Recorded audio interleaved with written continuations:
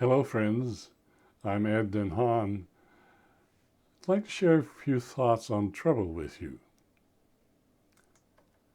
A friend spoke angrily and, in so doing, broke a long-standing and loving relationship. Putin, the Russian leader, spreads falsehoods while he orchestrates the murder of thousands of Ukrainians. For centuries, the Israelis and Palestinians have not been able to work out how to live side by side.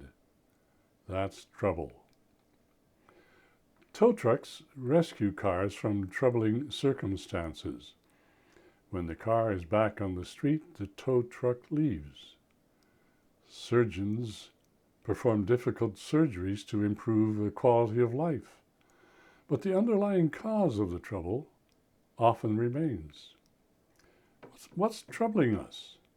What drives us to harm each other when so deeply desiring health and happiness? What makes it so difficult to stop smoking or to give up the use of addictive drugs? What forces bring about the breakup of marriages that begin with the best of intentions? Something is not right. The good we would do, we do not.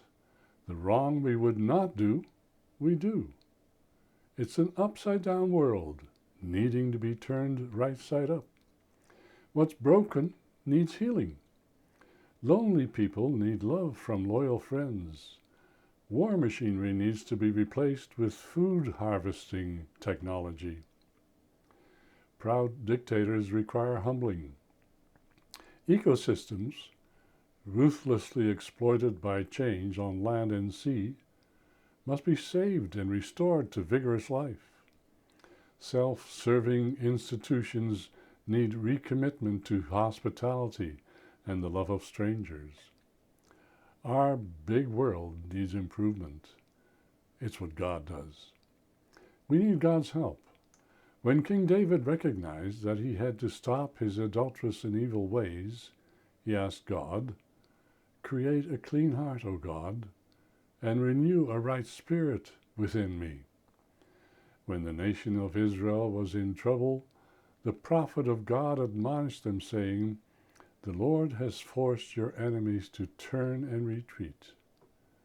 Your Lord is King of Israel and stands at your side.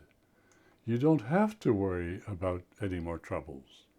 The Lord, the King of Israel, is with you. Never again will you fear any harm. The Lord your God is with you. He is mighty to save." Trouble leaves when God enters. Do you ask God to enter?